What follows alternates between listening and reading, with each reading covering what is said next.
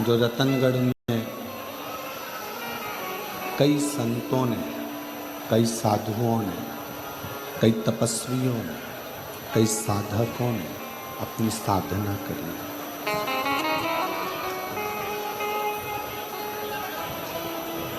जिस पवित्र भूमि पर बैठकर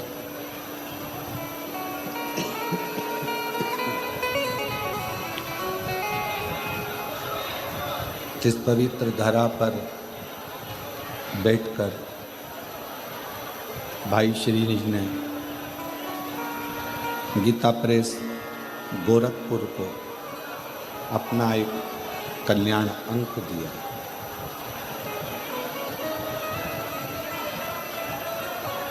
जिस समय पर चारों तरफ मंदिर, शिवालय, देवालय तोड़े जा रहे थे, उस समय पर भाई श्री हनुमान प्रसाद जी पोद्दार जी घर घर में गीता प्रेस के माध्यम से कल्याण अंक पहुंचाकर पूरे हिंदुओं को, सनातनियों को जोड़ दिया था। सबको एकजुट कर दिया था। ऐसी पवित्र धरा रतनगढ़ की। कई लोग कहते हैं कि गुरुजी संसार बड़ा बेकार है।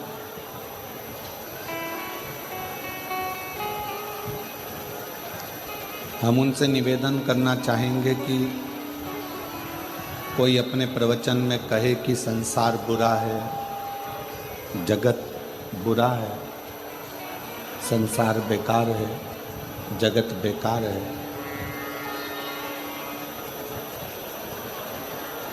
किनके लिए?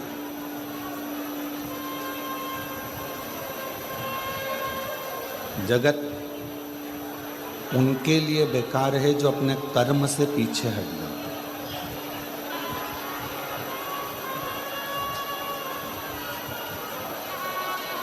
यदि आप अपना कर्म कर रहे हैं, मेहनत कर रहे हैं, परिश्रम कर रहे हैं, लगनता से कार्य कर रहे हैं और अथक मेहनत, अथक परिश्रम यदि आप कर रहे हैं तो संसार आपको बुरा कभी नहीं लगेगा, संसार आपको हमेशा अच्छा ही लगेगा। आपको फिर संसार बुरा नहीं लगेगा, संसार आपको अच्छा लगेगा, श्रेष्ठ लगेगा।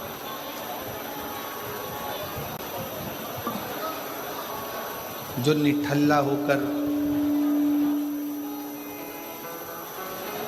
बिना कर्म किए बैठा रहे, कोई कर्म करे ही ना, उसके लिए तो पूरा जगत बेकार है, पूरा जगत।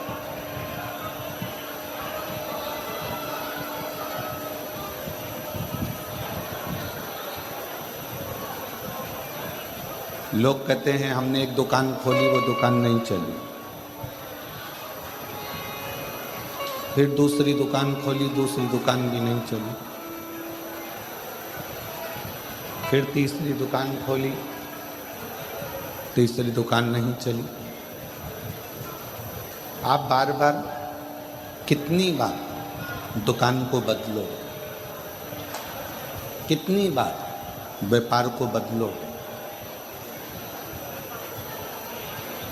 एक शिव महापुराण की कथा कहती है, बार बार व्यापार बदलने से अच्छा है एक व्यापार में पूरी दिल से जान लगा दो और अपना परिश्रम पूर्ण कर दो, तो वो दुकान भी सफलता हो जाती है। केवल एक सनातन धर्म एक ऐसा धर्म है जिसमें 33 कोटि देवताओं का नाम आता है। क्यों?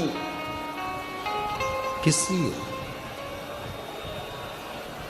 क्योंकि हमारे जितने भी देवता हैं वो अपना परिश्रम, अपना कर्म, अपनी लगनता संसार के लोगों को बताते हैं।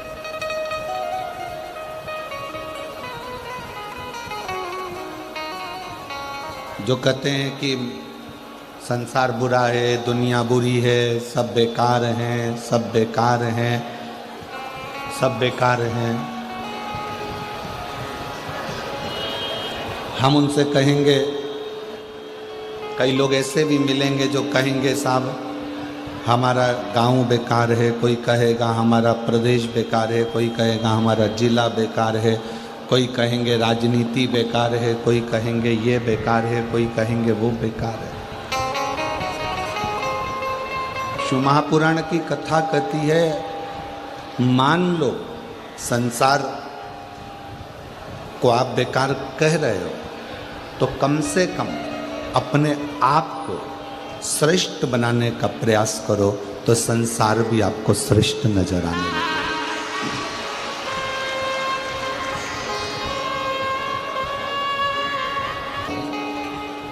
आपकी दृष्टि क्या कह रही है, आपकी सोच क्या कह रही है, आपका विचार क्या कह रहा है, ये आप पर निर्भर करता है। लाखों की संख्या में आज आप लोग पधारे हैं, पंडालों में जगह नहीं है, पूरे पंडाल भरे पड़े हैं। शिव की कृपा जरूर है। और खाली ना जाता दर से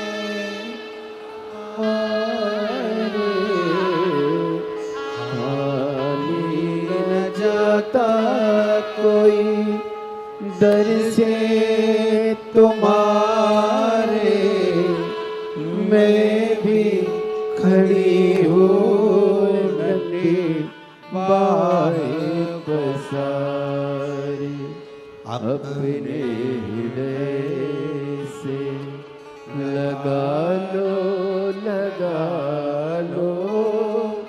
गिरा जा रहा हूँ, उठा लो भोले अपने दर से, अब तो न टालो, गिरे जा रहे हो, उठा लो।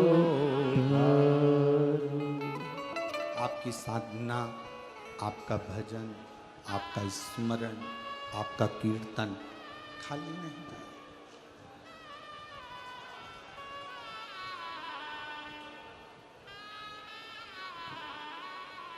बस उससे दिल लगाओ, हृदय लगाओ, मन लगाओ।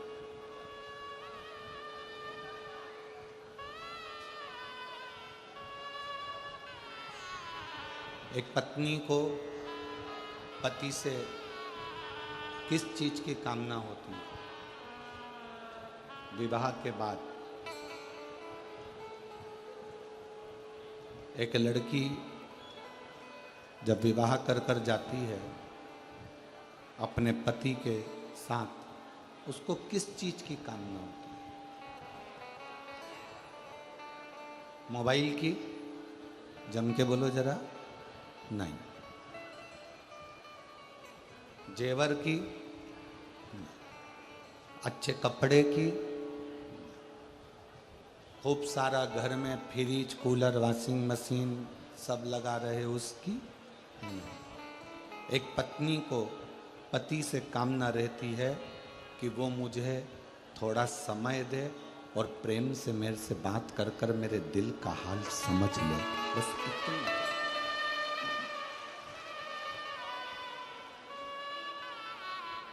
जो भीतर का दर्द ही ना समझे तो वो दिलदार क्या काम का।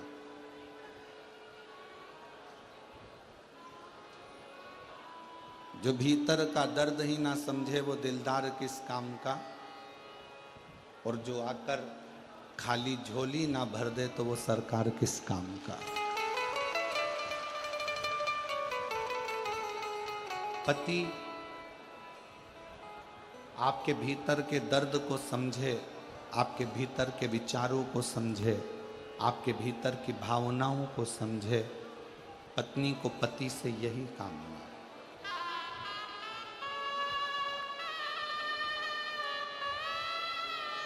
उस परमात्मा को भी, मेरे देवाधिदेव महादेव, मेरे शंकर, मेरे ओघड़दानी, मेरे शंभु, मेरे त्रिकालदर्शी, कैलाशी, अविनाशी को भी आपसे बस यही कामना। आप उसे कुछ दो ना दो, आप उसे कुछ पीतांबर, अंबर, वस्त्र, आभूषण, भोजन कुछ दो ना दो, उसे कोई मतलब नहीं है। वो तो कहता है केवल मुझे आपका हृदय, मन और शुद्ध भाव, शुद्ध भाव।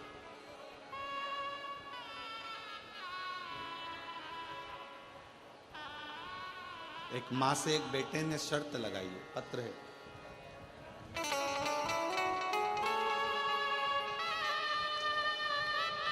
मेरा नाम उर्मिला पारीक है, पति का नाम राम अवतार पारीक है, निवास स्थान छाऊसरी, जिला झुंझुनू, राजस्थान से आई हूँ। कहीं बैठी हो तो हाथ हिला सकती हैं। मेरा नाम राम अवतार पारीक, उर्मिला पारीक, निवास स्थान छाऊसरी, जिला झुंझुनू, राजस्थान से हूँ। मेरा मोबाइल नंबर ये है। कहीं बैठी हो तो हाथ हिला सकती हैं, और आई हों और बच्चे भी आए हों साथ में तो फिर यहाँ व्यासपीठ पर आ सकते हैं। मेरे बेटे की शादी को 9 साल हो गए थे और डॉक्टर ने संतान का मना कर दिया था कि संतान की प्राप्ति नहीं। राजस्थान का, हरियाणा का ऐसा कोई डॉक्टर नहीं जिससे हमने इलाज ना करवाया, फिर भी संतान का सुख नहीं है। तब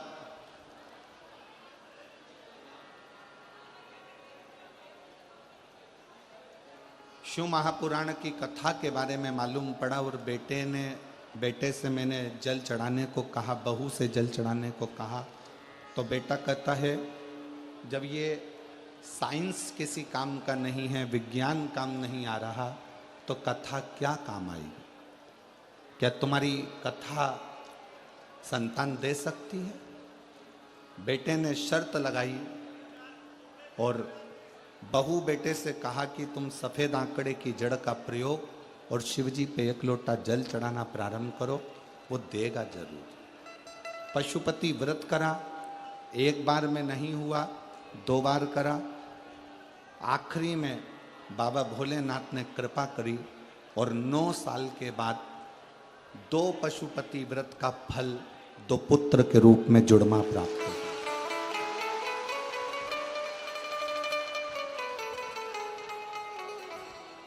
दो जुड़मा पुत्र के रूप में प्राप्त हुआ। अब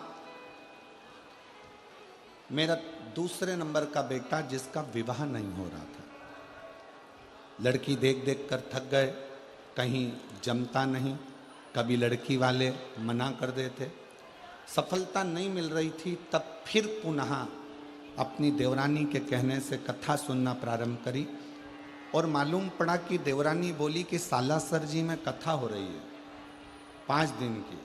हम सालासर जी के पंडाल में बैठकर 1 दिन की कथा सुनने के लिए पहुंचे। आप कहते हो पंडाल में भले 15 मिनट के लिए आओ, पर अपने क्षेत्र में अगर कथा हो रही है तो पंडाल में बैठकर जरूर सुनो, बाबा से अर्जी जरूर लगाओ, बाबा स्वीकार करता है। हमने 1 दिन पंडाल में बैठकर कथा सुनी। कथा सुनने के बाद सालासर जी से हम आ गए और बाबा का क्या गुणगान करूं गुरुदेव। वहाँ से आने के बाद मन में आया कि एक बार पूरी 7 दिन की कथा सुनी जाए। हम रेवाड़ी पहुँच गए, रेवाड़ी में जाकर कथा सुनी। उस कथा में अपने बेटे को भी ले गई, वहाँ की भूमि को नमन करा, प्रणाम करा और बाबा की ऐसी कृपा हुई कि 6 अप्रैल 2025 को बाबा की कृपा से बेटे की सगाई हो गई। मैं बाबा को प्रणाम करने के लिए, एक विश्वास, एक भरोसा, एक दृढ़ता शिव के प्रति।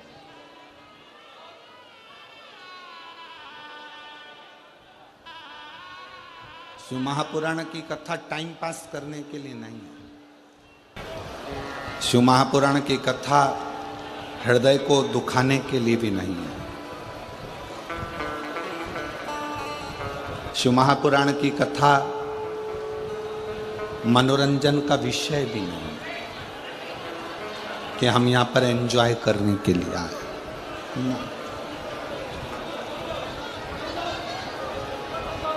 इस कथा को दिल से बैठकर मन लगाकर यदि सुन लिया, जवाबदारी फिर उसकी है। वो 3 महीने में तुम्हारी झोली में क्या क्या डाले।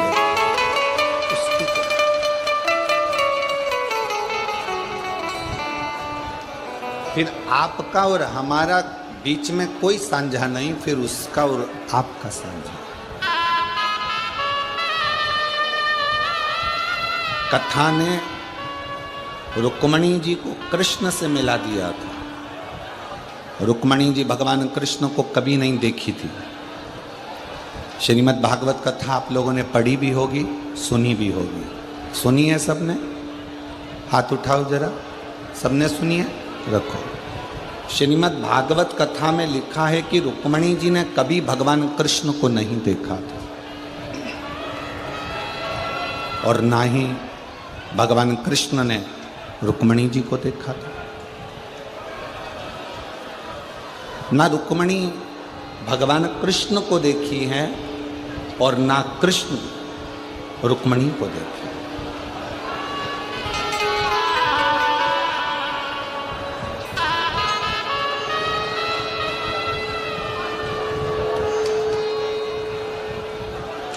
ना रुक्मणी कृष्ण को देखी है, ना कृष्ण रुक्मणी को देखी।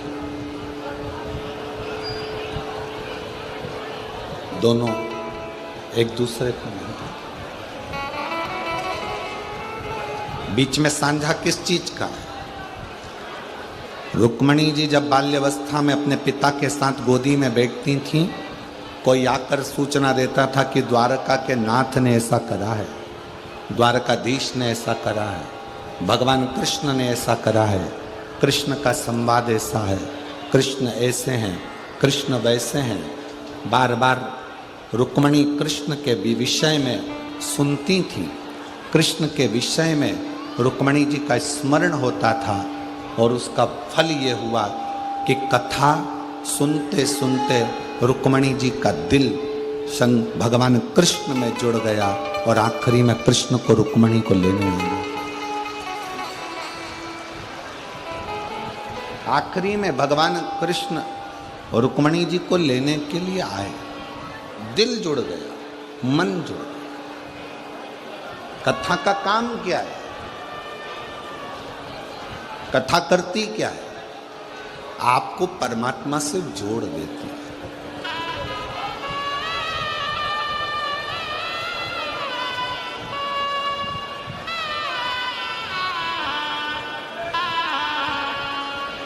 जो संत, जो साधु, जो गुरु, जो कथाकार, जो पंडित, जो ब्राह्मण अपने से जोड़े, वो श्रेष्ठता नहीं है।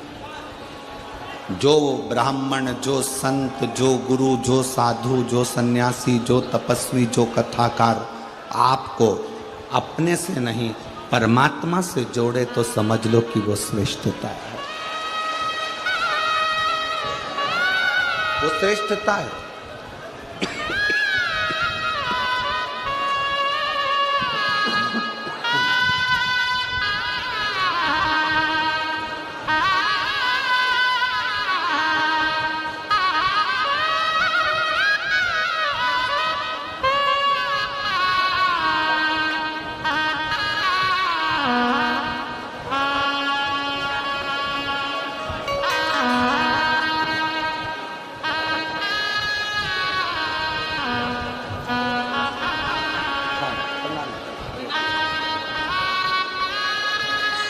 शिव तत्व किसको कहते हैं?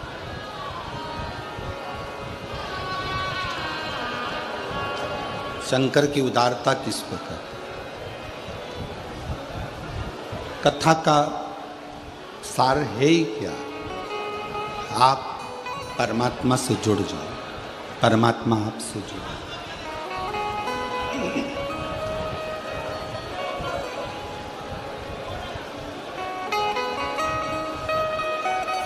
हम तुम्हारे हैं प्रभु जी, हम तुम्हारे ही रहेंगे, इसके सिवाय कोई सार्थक नहीं।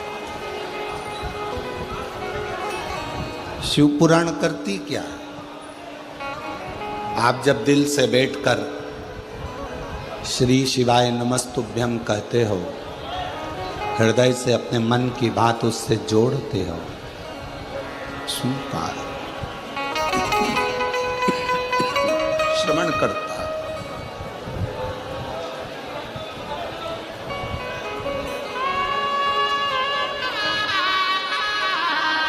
पार्वती जी ने भगवान देवादिदेव महादेव को पाने के लिए भी शिव कथा का स्मरण किया। कथा जितनी जितनी अपने अंदर प्रवेश करती चली जाती है, उतना उतना परमात्मा हमारी बातों को सुनने लगता है, श्रवण करता है।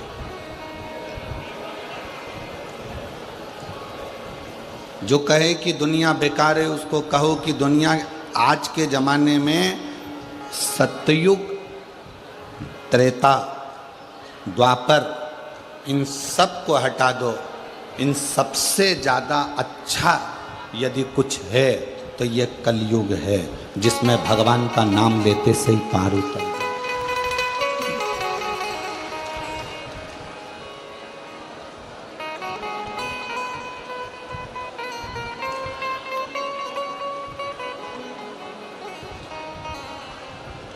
और उस कलयुग में भी सबसे ज़्यादा अगर प्रबल है तो ये हमारा भारतीय सनातन धर्म है, जिस धर्म में रहकर हम भगवत भजन करते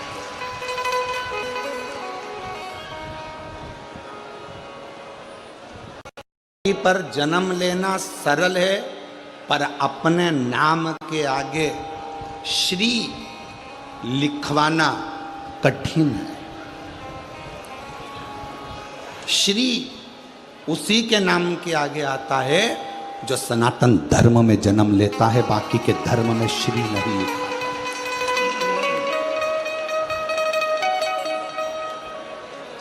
किसी दूसरे धर्म में श्री नहीं लिखा था, केवल एक सनातन धर्म एक ऐसा धर्म है जिसमें मनुष्य के आगे श्री जोड़ा जाता है। श्री शब्द, श्रीमती, श्रीमान केवल एक मनुष्य है।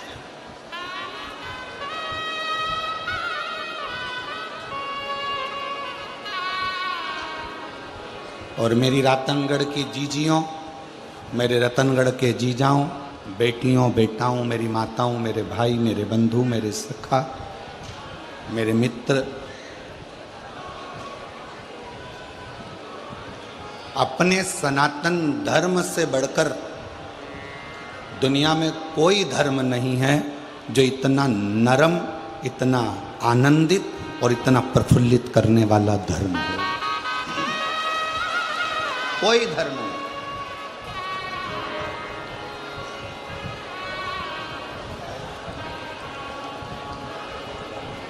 बंगाल में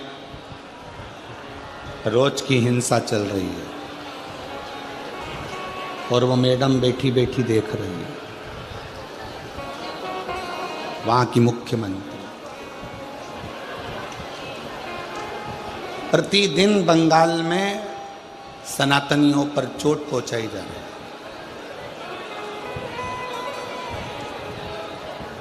पर कहते हैं विनाश काले विपरीत बुद्धि। अब तो लगता है कि उस मैडम को सुधारने के लिए भी एक शिव महापुराण की कथा करना पड़ेगी बंगाल के ही क्षेत्र। तब समझे। कि कहां बुद्धि जा रही है, तुम्हारा चित्त कहां जा रहा है, तुम्हारा विवेक कहां जा रहा है। एक बार आइए बंगाल से इस मारवाड़ की राजस्थान की भूमि पर और इस रतनगढ़ में आइए और देखिए इस रतनगढ़ के एक छोटे छोटे बच्चों को जो पानी के जार ले लेकर बिना छांव के धूप में तपती रेत में एक एक रतनगढ़ का बच्चा पानी पिलाने के लिए खड़ा हुआ। वो बंगाल की मैडम को बुलाओ और राजस्थान की धूल का तिलक लगाओ, तब समझ में आएगा कि सनातन धर्म है क्या, सनातन धर्म की मजबूती क्या। कल हम जा रहे थे, छोटे छोटे बच्चों को देखा, इतने प्रेम से आवाज दे देकर बुला रहे थे, आवाज दे देकर। एक बुजुर्ग माँ एक पानी का कैन लेकर बैठी थी, वो आवाज लगा रही थी, ओ बिंदड़ी, वो आवाज लगा रही, ले पानी तो पी जा। बहुत कथा करी, सालों हो गए कथा करते करते, ये शिव महापुराण का वाचन करते बाबा की कृपा से, पर जो रतनगढ़ वासियों का जो दिल देखा है ऐसा दिल कहीं नहीं देखा। रतनगढ़ का एक एक बच्चा, बुजुर्ग, यहाँ की सोशल मीडिया, यहाँ की पत्रकारिता, यहाँ का एक एक व्यक्ति दिल रखता है और अपने रतनगढ़ के प्रति पूरा दिल और भाव समर्पित कर कर चलता, समर्पित कर कर चलता। उसका हृदय, उसका चित्त अपने रतनगढ़ के प्रति प्रबल है, रखा है।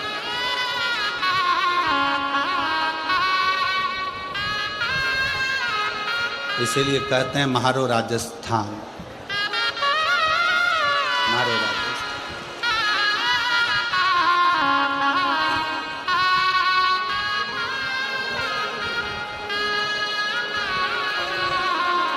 अब समझ में आया कि लोग कितने भी विदेश में चले जाएं, उनको अपने देश की क्यों याद आती है। अब समझ में आया। भले रतनगढ़ के लोग पैसे कमाने के चक्कर में दूसरे दूसरे मुंबई, पुणे, दिल्ली, बेंगलोर जहाँ चले गए हों, पर आज भी उनका दिल रतनगढ़ में ही अटका होगा, ये पक्की बात है। हृदय, यहाँ की नम्रता, यहाँ की द्रविता देखिए आप, देखने लायक।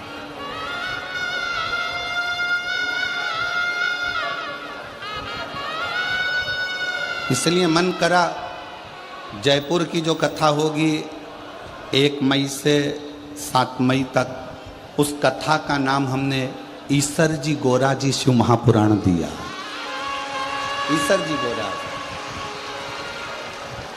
कि शंकर भगवान ने 16 दिन अपनी धर्म पत्नी के साथ पहली बार श्रृंगार किया था, और 16 दिन में क्या क्या कर्म ईसर जी ने करा, 16 दिन में क्या क्या कर्म गोरा जी ने करा। उनके पुत्र गणेश, कार्तिकेय, 6 लड़कियां, जया, विषहरा, शामली बारी, दौतली, देव और अशोक सुंदरी, इन 6 लड़कियों ने अपनी माँ का श्रृंगार कैसे करा। कौन सा सौभाग्यवती नारी का वो श्रृंगार होता है जिसको वो कर देती है तो उसकी वेधव्यता नहीं आती है। कौन सा श्रृंगार शंकर भगवान का एक करा जाता है जिसके कारण बस शरीर में कोई बड़ी बीमारी नहीं लग सकती है। वो ईसर जी और गोरा जी की कथा पर आधारित 1 मई से 7 मई तक जो जयपुर में शिव महापुराण की कथा होगी, वो पूरे विश्व का रिकॉर्ड तोड़ेगी, और वो ईसर जी और गोरा जी पर आधारित है। और हम तो कहेंगे जितनी माताएं, जितने भाई उस कथा को श्रवण करने के लिए आए, आप भी ईसर जी और गोरा जी का भाव लेकर आना। ईसर जी गोरा जी का भाव लेकर आओ। आप भी साधारण दिल से सुनो, स्मरण करो।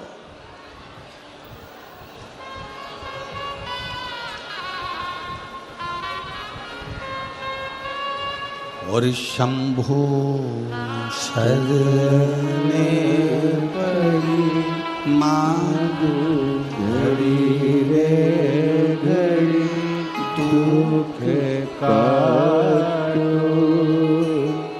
दया करी न दर्शन आपो ओ शंभु शरण पड़े मांगो घड़ी रे घड़ी दुख काटो दया करी न दर्शन आपो। रतनगढ़ के कोई हमको देखो, हम तो किसी से मिलते नहीं हैं, और पूछ लो आप दिनेश जी से, लाहौटी जी से कि हमारा ना तो इनके रिश्तेदारों से भी मिलना हुआ, ना ही इनसे मिलना हुआ है, क्योंकि अब की बार थोड़ा स्वास्थ्य नरम गरम था तो हम मिल भी नहीं पाए। जितना सोशल मीडिया पर आता है तो सीहोर से समिति भेजती है, वो देखने को मिलता है। कई रतनगढ़ के स्कूल वालों ने अपनी अपनी बसें भी लगा दी, जिससे लोग आराम से रेलवे स्टेशन, बस स्टैंड, चौक से यहाँ तक वहाँ तक चले।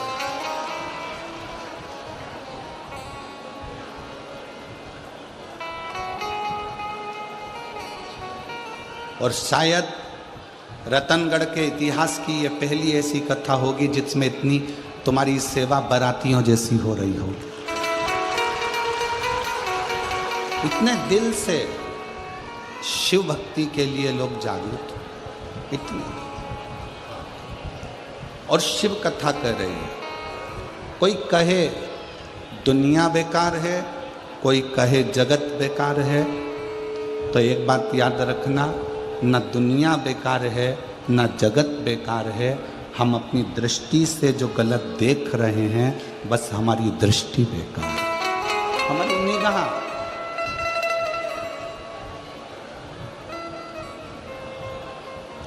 हमारे नेत्र श्रेष्ठता देख नहीं पा रहे।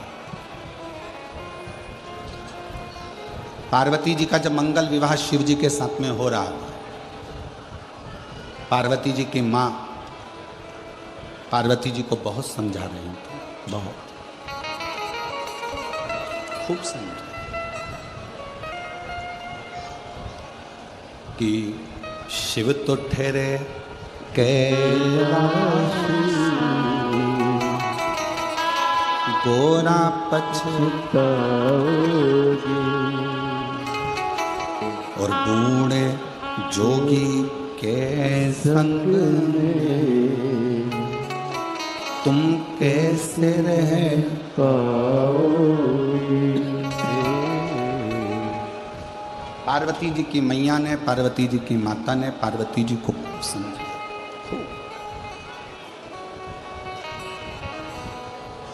कितनी उम्र है शिव जी की हमको नहीं मालूम। पार्वती जी की माँ कह रही हैं शंकर जी की कितनी उम्र है ये हमको नहीं मालूम। शंकर जी का क्या व्यापार है ये हमको नहीं। वो तन पर भस्म रमाते हैं, जटा जूट बांध लेते हैं, नागों की माला पड़ी रहती है, मृगछाला पर बैठे रहते हैं। पार्वती मेरी बात मान ले तो शिव जी से विवाह मत कर। समझा, खूब समझा। कई लोग दुनिया में आपको ऐसे मिलेंगे जो कहेंगे श्री शिवाय नमस्तुभ्यम मत बोलो, ये कोई मंत्र है। कोई तुमको मिलेगा तो कहेगा एक लोटा जल शंकर जी को मत चढ़ाओ, क्यों चढ़ाते हो। कोई मिलेगा तो कहेगा कि पशुपति व्रत मत करो। कोई मिलेगा तो कहेगा कि शंकर के दरवाजे मत जाओ। कोई मिलेगा तो कहेगा कि शंकर की कथा में मत जाओ। पार्वती जी की मैया ने पार्वती जी को खूब समझाया था, पार्वती जी की माता ने पार्वती जी को खूब समझाया शिव से विवाह मत कर। बहुत सारे खोट शंकर जी के उनकी माँ पार्वती जी को गिना रही, बहुत सारे।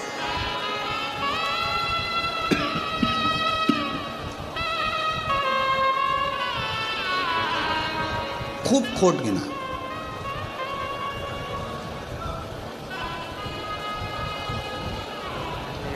खूब सारे खोट शंकर भगवान के पार्वती जी की माता जी ने पार्वती जी को गिनाया खूब।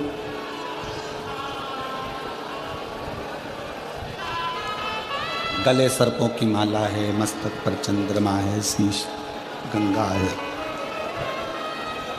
बसमी रमाने वाला है, जटा जूट बांधने वाला है, खूब बोले। फिर भी पार्वती जी का मन स्थिर रहा, स्थिर।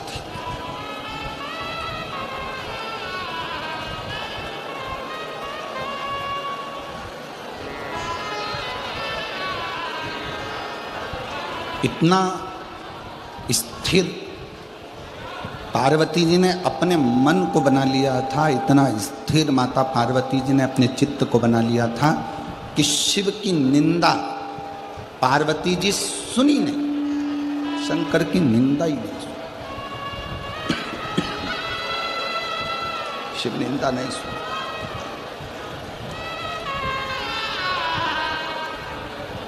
जैसे ही मां मैनावती ने शिव जी के लिए खोट गिनाना प्रारंभ करे, वैसे ही पार्वती जी ने अपनी श्रवण शक्ति में शिव को बिठा लिया और शिव नाम का अंदरूनी जाप करना प्रारंभ कर, भीतर का जाप।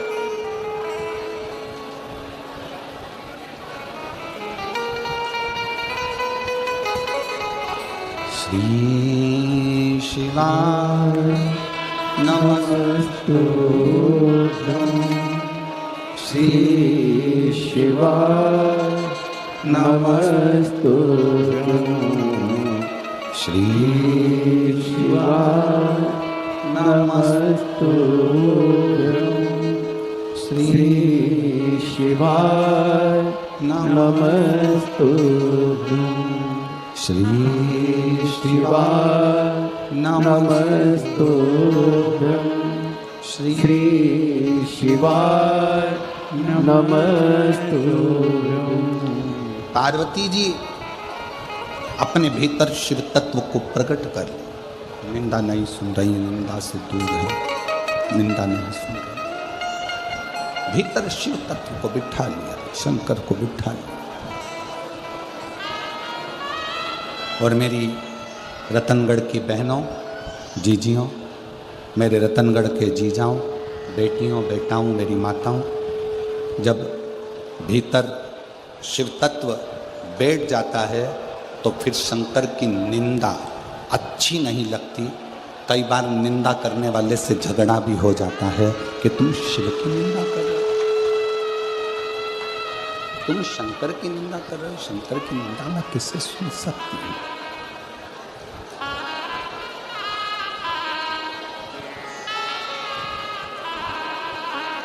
अपने पति की निंदा, ध्यान देना, थोड़ा बहुत अच्छी बात पार्वती जी का चरित्र कर रहा। अपने पति की निंदा, अपने पिता की निंदा और अपने परमात्मा की निंदा कभी कानों में नहीं आना चाहिए, कभी ना। किस्मत में जो लिखा वो पति मिला। कितने सारे लड़के देखे तुमने, अच्छा लड़का छांट कर जैसा मिला उससे शादी। जैसी किस्मत में लड़की लिखी थी वो मिली। कितने फोटो आए थे, एक से बढ़कर एक लड़कियों के फोटो आए थे, पर तुम्हारी किस्मत में जो जगदम्बा लिखना थी वही लिखी है परमात्मा। तुम्हारी किस्मत में कितने लड़के आए थे, पास के गांव का, इधर के गांव का, उधर के गांव का, खूब रिश्ते आए, पर तुम्हारी किस्मत में जो लड़का लिखा था उसी से विवाह हुआ है। इसलिए पति, पिता और परमात्मा, इनकी निंदा श्रवण नहीं करता। तेरा पति बेवड़ा है, तेरा पति दारू कुट्टा है, तेरा पति ऐसा है, जुआरी है, शराबी है, गलत है, ऐसा है। फिर वो वाला संवाद याद रखो, वो ऐसी चोटी वाली बाई थी ना, एक गाना गाया है, भला है बुरा है जैसा भी है मेरा पति मेरा।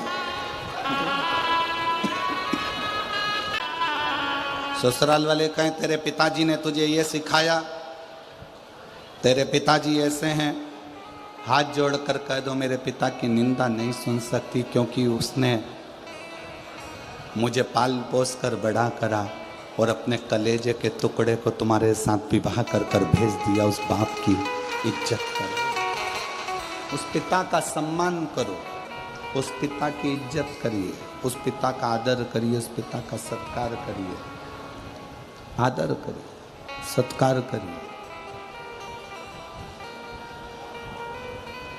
दूसरा, परमात्मा। कोई विधर्मी अपने सनातन धर्म के भगवान के लिए, सनातन धर्म के ईश्वर के लिए, सनातन धर्म के देवताओं के लिए अपशब्द बोले, जैसे ही आड़ा टेढ़ा बोले, बन सके तो जवाब दो, नहीं बन सकता तो वहां से उठकर चल दो। अपने परमात्मा की निंदा भी नहीं सुनना, अपने ईश्वर की निंदा भी नहीं सुनना, परमात्मा की निंदा भी सदा नहीं करना। सुनो ना, शिव जी को एक लोटा जल चढ़ाते हो, जल चढ़ाते हो तो शंकर की निंदा नहीं सुनना। कोई कहे शंकर जी ऐसे, मैंने तो उससे पूछा, कोई कहे मंदिर जाके क्या करूँगी, मेरा पाँव, मेरा घर, मेरा परिवार तेरे कहने पे चल रहा है क्या? मेरा मन, मैं मंदिर जाऊं, पशुपति व्रत करूं, पोछा लगाऊं, झाड़ू लगाऊं, जो करूं मेरी मर्जी। मैंने तुझसे पूछा क्या?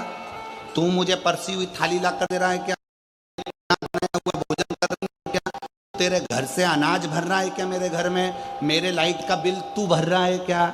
मेरे पानी का बिल तू भर रहा है क्या? जब मेरा घर का गुजारा मेरा पति करवा रहा है, मेरे घर का गुजारा मेरे परिवार वाले कर रहे हैं, तो मैं तेरी क्यों सुनूं?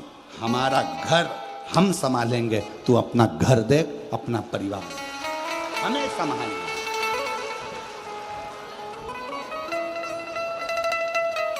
एक पत्र है, अच्छा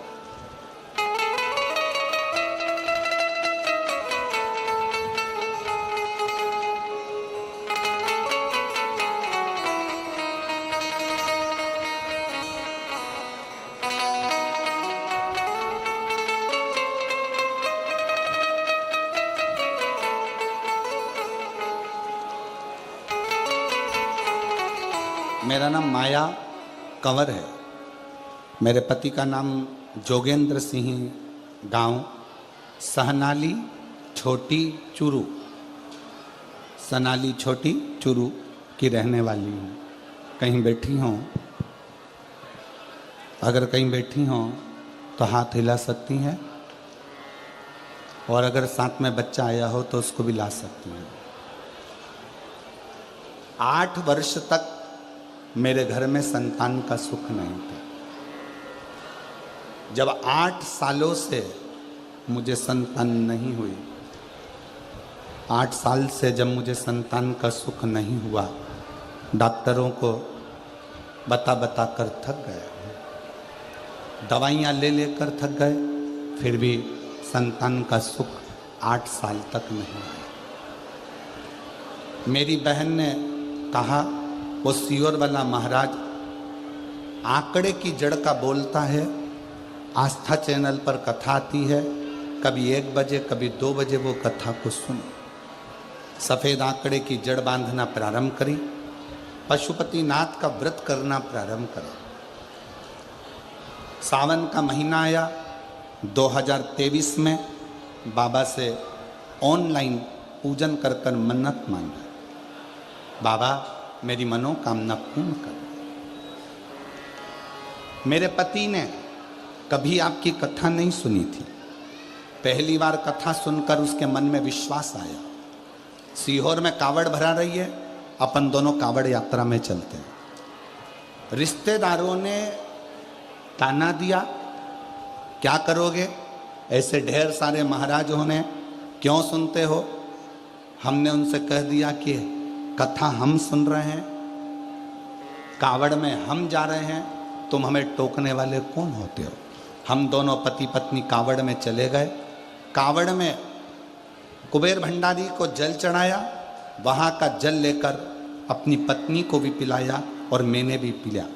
बाबा की कृपा से जब हम कावड़ यात्रा से वापिस आए और ऐसी शिव की कृपा हो गई कि मेरी पत्नी का गर्भ ठहर गया, और गर्भ ठहरा और बाबा की कृपा से 15 जुलाई 2024 को बाबा की कृपा से पुत्र रत्न की प्राप्ति हुई। जो प्राप्त, कोई कहे कि आप शिव मंदिर क्यों जा रहे हो, कोई कहे आप शंकर का गुणगान क्यों गा रहे हो, ये हमारी मर्जी है, ये हम पर निर्भर करता। हम तो बाबा के भरोसे चलते हैं, हम तो बाबा के भरोसे चलते हैं।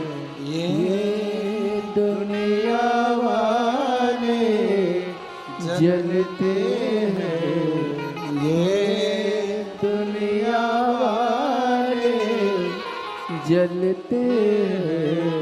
हम तो बाबा के भरोसे चलते हैं, डमरू वाले के भरोसे चलते हैं। हम शिव के आश्रित होकर चलते।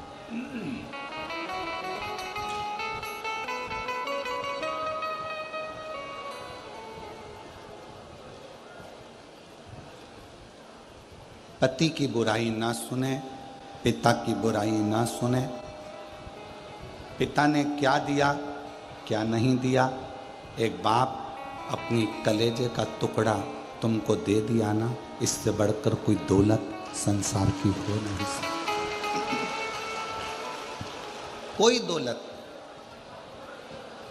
कल एक पत्र था, हम पढ़ नहीं पाए।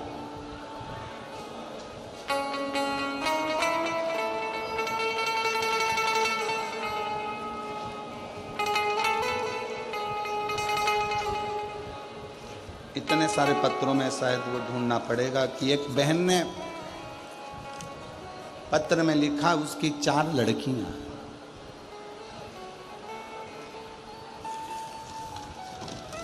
और पत्र ढूंढेंगे, बहुत सारा पत्र है, इसमें ढूंढना बड़ा मुश्किल है। 4 लड़कियां। और हमारे समाज में लड़की की शादी में इतना पैसा लगता है कि सोचना पड़ता। पहली लड़की की शादी में इतना धन लग गया कि 3 लड़कियों की शादी अब कैसे करें, वो सोचना पड़े। विचार।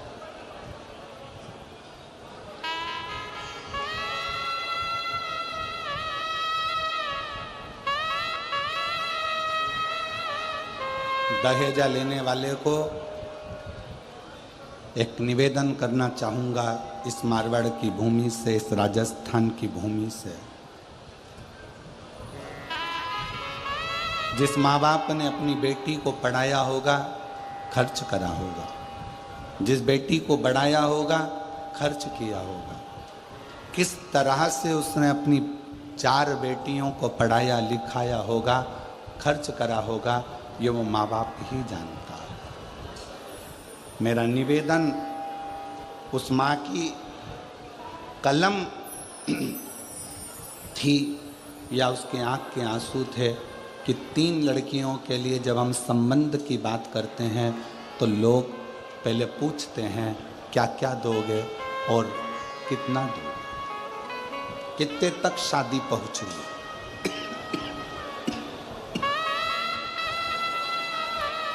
कितने तक शादी पहुँचे, ये पूछा जाए।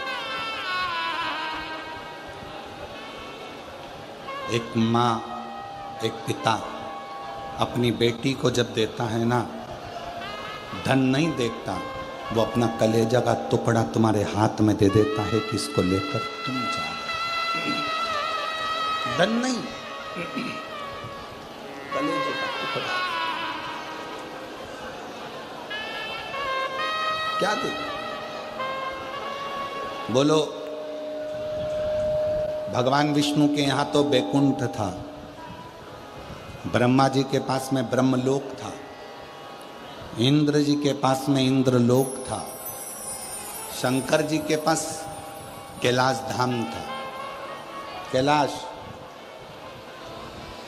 फ्रीज था, जम के बोलो जरा, नहीं, कूलर था, एसी, पलंग, टेबल, थाली, बर्तन, गैस, चूल्हा, लकड़ी, भाटा, कुछ भी नहीं, कुछ।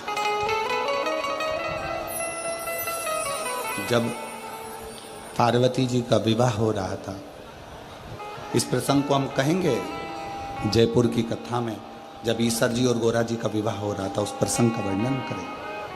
परंतु उसी का थोड़ा सा प्रसंग अपनी जिंदगी में उतारिएगा, थोड़ा सा।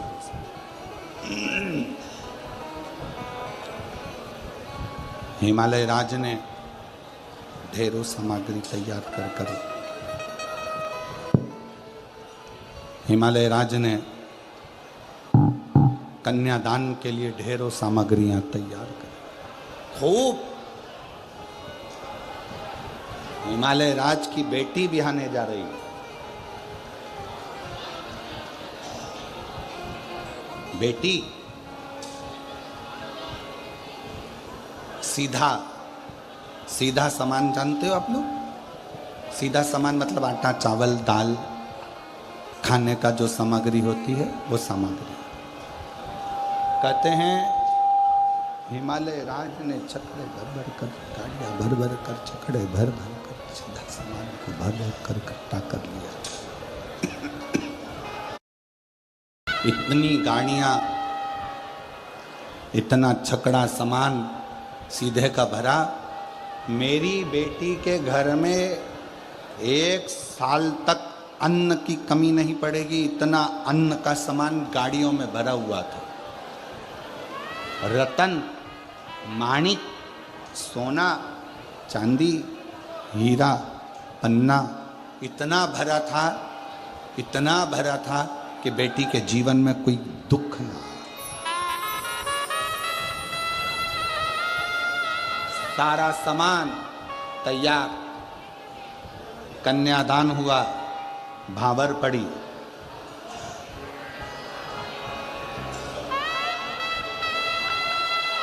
शिव जी ने पार्वती जी को अपने नजदीक में बिठाया, नजदीक,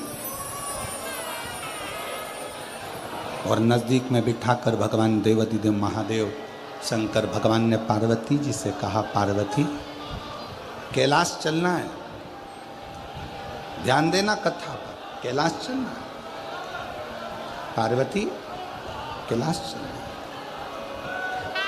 ये अंबारियां भरा हुआ सामान रखा हुआ है, ढेरों सारी सामग्री तुम्हारे पिताजी ने दी है, सब रखी हुई है। पार्वती कैलाश चलना है, क्या क्या सामान लेकर जाना है आप बता दो। पार्वती जी कहती हैं, भोलेनाथ जी ये सब मेरे पिता ने दिया है, मुझको नहीं आपको दिया है, अब आप क्या लेकर जाना चाहेंगे वो बताएं। शंकर भगवान नंदी पर बैठ गए, पार्वती जी का हाथ पकड़ा, पार्वती जी को नंदी पर बिठाया, हिमालय राज को हाथ जोड़कर कहा, ये सारी सामग्री आप रखिए। पार्वती का चरण इतना प्रबल है कि मेरा कैलाश पर्वत भंडारों से वैसे ही भर गया, मेरा कैलाश भंडारों से वैसे ही भर जाए। एक लड़की का जो चरण होता है, एक बेटी का जो चरण होता है, वो अंबारियां खुद देता है स्वयं।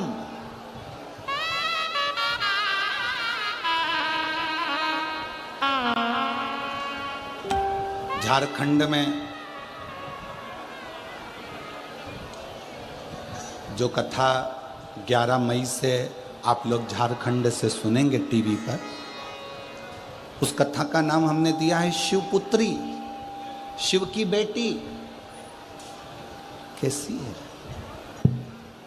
शंकर की बेटी कैसी होना चाहिए और शंकर की बेटी ने क्या क्या अपने पिता से मांगा और क्या क्या पिता ने अपनी बेटी को दिया, उस कथा का भी स्मरण आप टीवी पर जरूर करिएगा और बन सके सुने आप, झारखंड आके मना नहीं।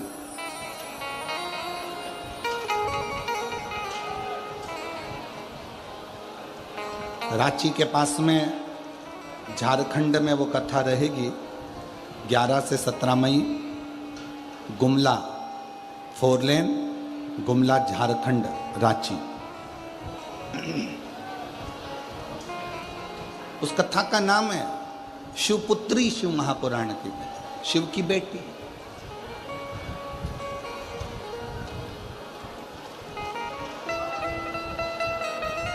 एक पति की निंदा ना सुने, एक पिता की निंदा ना सुने, एक परमात्मा की निंदा ना सुने, ये 3 निंदा श्रेष्ठ नहीं, श्रेष्ठ नहीं।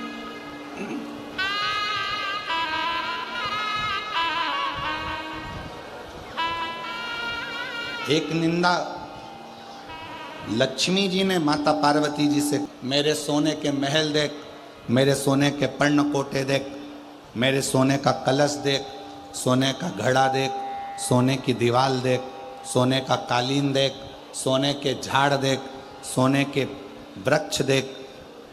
लक्ष्मी जी ने जब पार्वती जी से कहा था और आखिरी में पार्वती कुछ भी नहीं बोली, फिर लक्ष्मी जी ने कहा, एक मेरा पति जिसने मुझे स्वर्ग दिया और एक तेरा पति जो तुझे कैलाश की गुफा में लाकर शमशान में पटक दिया।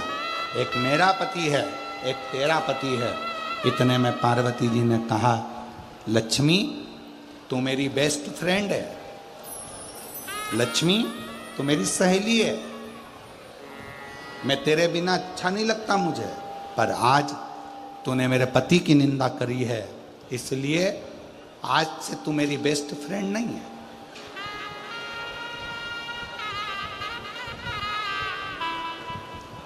लक्ष्मी जी ने कहा पार्वती से, तुझे बुरा लग गया? नहीं, मुझे बुरा नहीं लगा। तूने मेरे पति का अपमान करा। जिस सोने के पर्णकोटे की तू बात करती है लक्ष्मी, जिस सोने के महल की तू बात करती है, जिस सोने के वृक्ष की तू बात करती है, ये तो मेरे पति के तन पर लगी हुई भस्म, एक चुटकी पटक दूं तो ये सोने की अंबारियां तो मेरे पति के भस्म में रखी। चपटी भभूत में है,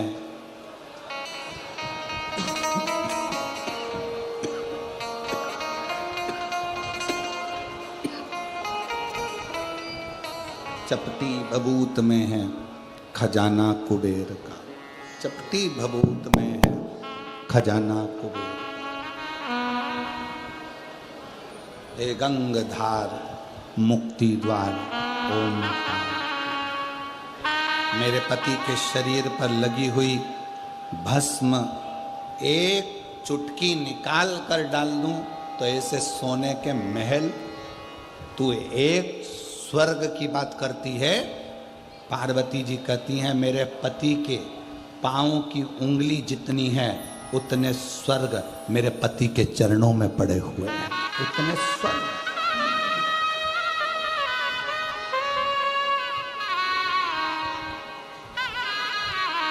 दूसरे के घर का पर्दा देखकर अपने घर के पर्दे मत बदलो,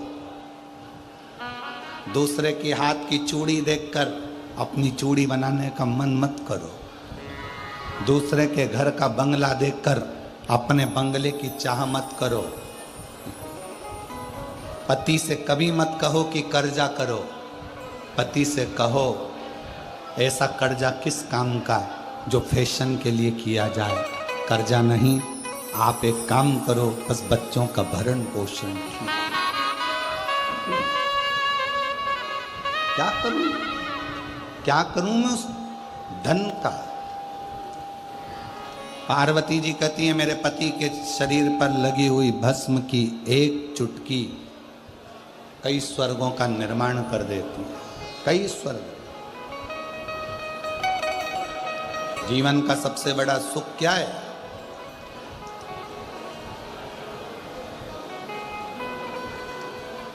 मुस्कुराना। हमने पहले कथा में कहा था 3 चीजें बहुत कठिन है। दुनिया की सबसे कठिन चीज है 3। पहले नंबर का हाथी को धक्का देना। जम के बोलो क्या? जम के बोलो, हाथी को धक्का देना। दूसरे नंबर का मच्छर के पैर की मालिश करना। यह भी दुनिया का सबसे कठिन काम है। दुनिया की 3 चीजें कठिन हैं। पहले नंबर का हाथी को जम के बोलो धक्का देना। दूसरे नंबर का मच्छर के पैर की मालिश करना। और तीसरे नंबर पर है शादी के बाद किसी पुरुष का मुस्कुराना।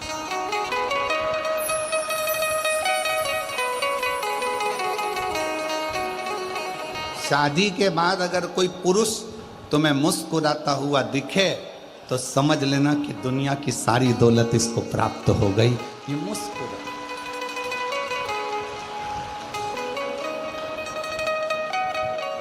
बेचारा शादी के बाद पुरुष किसी के दोस्त के यहाँ शादी में भी जाता है तो मुंह उतार कर रहता है, क्योंकि ज्यादा मुस्कुराता है तो पत्नी सिर पे पल्लू लेकर शादी में बोल देती है, खूब हंस रहे हो। घर में आते से तो तुमको बिल्ली काट खाती है, एकदम मौन हो जाते हो, और यहां इतना मुस्कुरा रहे हो। अभी चलो घर तुम, फिर बात करो। 3 काम सबसे ज्यादा कठिन है। 3 काम। एक हाथी को धक्का देना, दूसरा मच्छर के पैर की मालिश करना, और तीसरे नंबर पर है शादी के बाद पुरुष का मुस्कुराना। बहुत कठिन। जब भी घर में आता है ऐसे आता है जैसे क्या कहूँ, आप सब समझदार हो, बोल के करूँगा क्या। बाहर रहेगा तो अच्छा, पत्नी के सम्मुख में आया, परिवार के सम्मुख में आया, चेहरा उतर मुस्कुराई।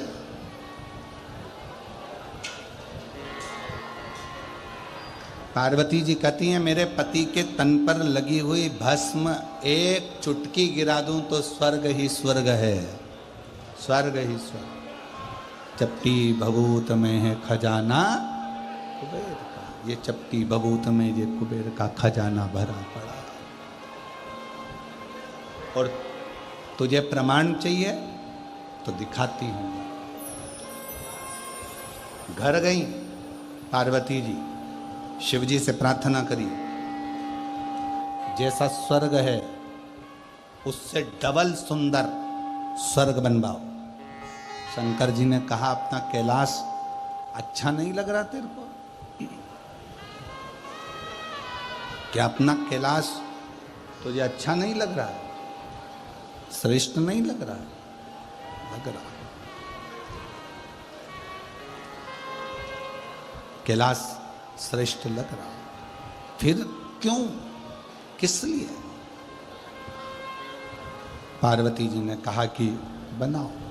मैं विश्वकर्मा जी को बुलाया गया, महल का निर्माण करवाया गया, सोने के पर्णकोटे, सोने का मंडप, सोने के कलश, सोने के तोरण सब लगवाए। लक्ष्मी जी को बुलवाया गया और बताया गया, ये देखो, तुम कहती हो मेरे पति ने स्वर्ग दिया है। पार्वती जी कहती हैं, अगर नारायण भगवान को भी स्वर्ग प्राप्त हुआ है तो वो भगवान शिव की कृपा से प्राप्त हुआ है।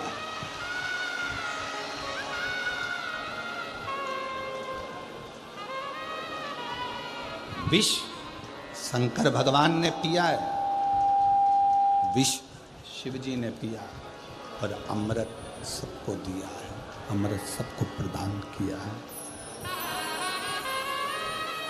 अमृत सबको दिया। अगर वही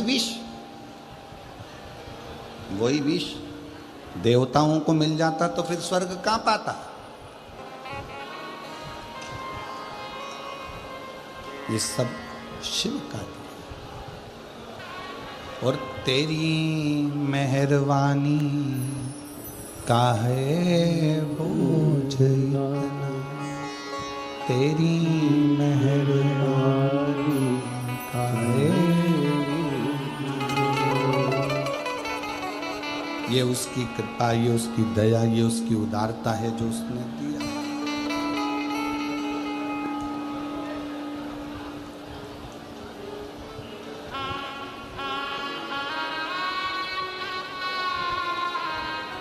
उसकी करुणा से मिला, उसकी दया से मिला।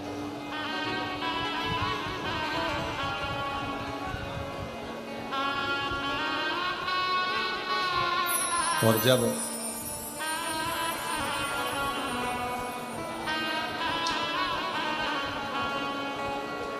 डिम डिम डमरू बजावेला हमार जोगिया, ओ हमार जोगिया। डिम डिम डमरू बजावेला हमार जोगिया, ओ हमार जोगिया। डिम डिम डमरू बजावेला हमार जोगिया, ओ हमार जोगिया। डिम डिम डमरू बजावेला हमार जोगिया, ओ हमार जोगिया।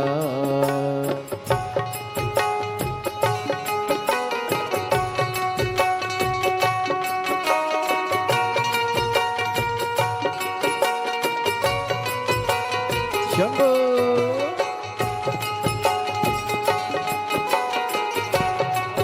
राधे राधे। हमार जोगिया, ओ हमार जोगिया, ओ हमार जोगिया, ओ हमार जोगिया, ओ हमार जोगिया, ओ हमार जोगिया, ओ हमार जोगिया। महादेव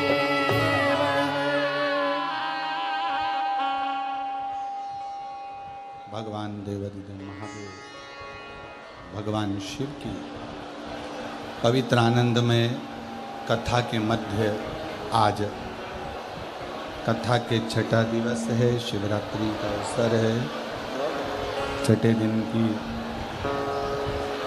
शिवरात्रि हमारे यहाँ कहते हैं। कल कथा सुबह 8 बजे से 11 बजे तक हो जाएगी। कल कथा का विराम का दिवस रहेगा। जहाँ जगह मिले वहाँ बैठकर बाबा को अपने मन का भाव हृदय से, दिल से प्रार्थना करिए, निवेदन करिए और विनय करिए।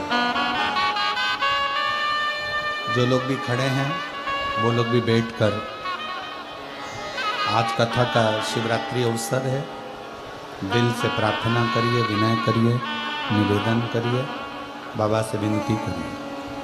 सभी लोग साथ में बोलें, आप और हम साथ में देवाधिदेव महादेव को पुकारें।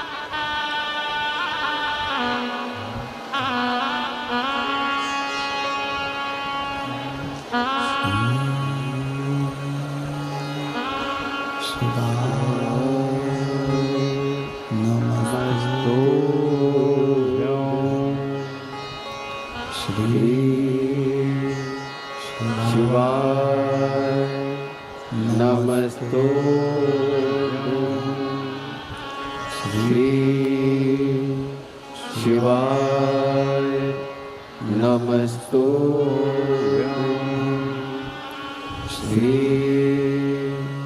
शिवाय, नमस्तो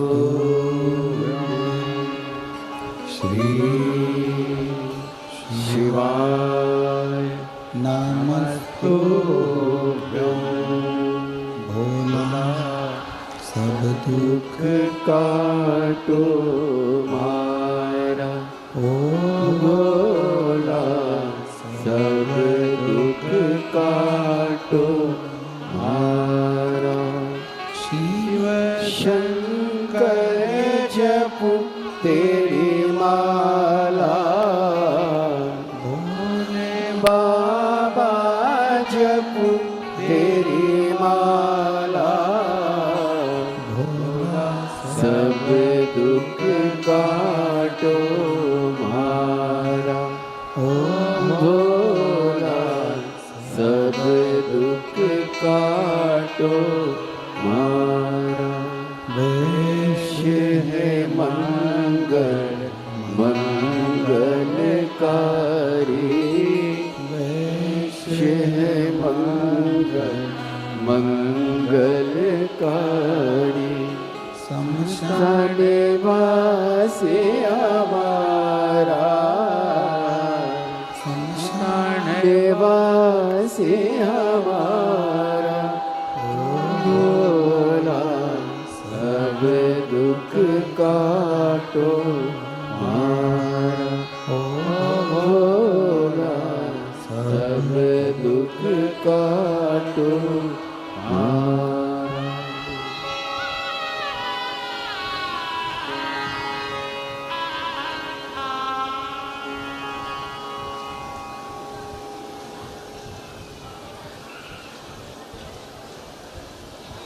बाबा देवदिग महादेव भगवान शिव ओभरपानी त्रिकालदर्शी कैलाशी विनाशी भगवान शंकर, जिनकी कथा पवित्र भावों में कह रही है। माँ जगत जननी जगदम्बा, मिठास लाओ साउंड में बहुत ज़्यादा दिक्कत आ रहा है। माँ जगत जननी जगदम्बा अम्बा भवानी मैया स्वयं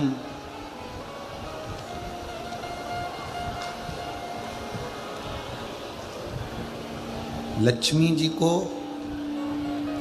जो भगवान शिव की कृपा से जो वैकुंठ प्राप्त हुआ है, जो शंकर जी की कृपा से वैकुंठ प्राप्त हुआ। थोड़ा मिठास तो करो, उसको रूखा ही रूखा पूरा आ रहा है।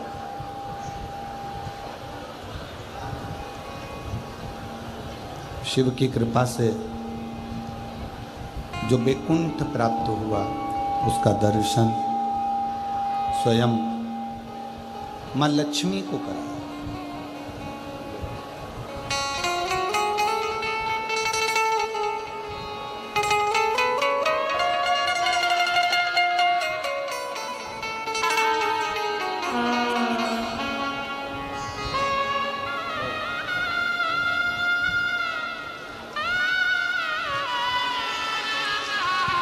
8 साल के बाद हुआ है। एक बार जोरदार ताली बजाकर स्वागत वंदन।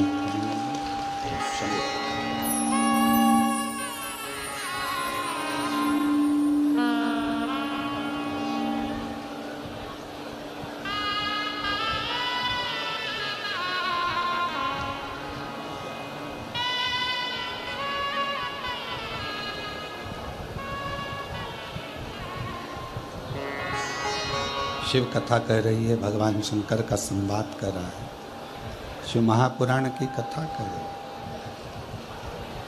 लक्ष्मी जी ने पार्वती जी के यहाँ आकर वैकुंठ का दर्शन किया। वैकुंठ का दर्शन,